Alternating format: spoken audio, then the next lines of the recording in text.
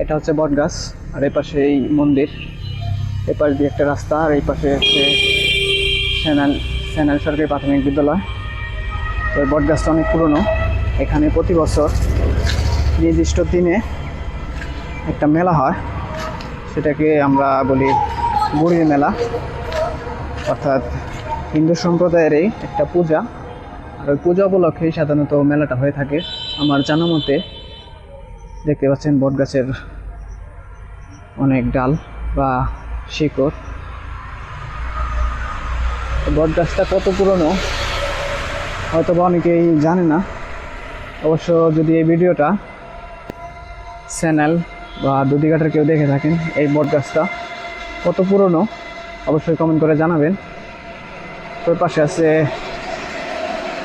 কি বলবো, ওটা একটা নিচু জায়গা, আর এখানে হচ্ছে বট গাছ।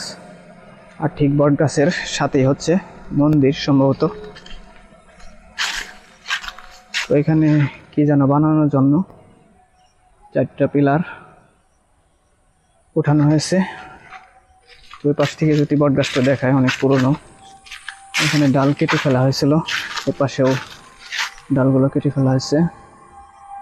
এই পাশে আছে, এই পাশেও দেখতে পাচ্ছেন অনেক পুরনো এবং অনেক বড়ই। দেখতে পাচ্ছেন পুরো জায়গাটা এই বট গাছের ডালপালা দিয়ে ভরে আছে। আর এই হচ্ছে মন্দিরটা, এটা হচ্ছে মন্দির। আর ঠিক মন্দিরের বাউন্ডারির সাথেই হচ্ছে বট গাছটা। এর পাশে একটা আম গাছ আছে। এটা হচ্ছে মন্দির, আর এটা হচ্ছে সেনাল সরকারি প্রাথমিক বিদ্যালয়। এখন যদি দেখতে পারেন তাহলে দেখতে পাবেন বট গাছটা আসলে কত বড় এবং কত জায়গা নিয়ে ছড়িয়ে আছে। আর ঠিক এটা হচ্ছে রাস্তা, রাস্তার পাশে হচ্ছে এই বট গাছটা।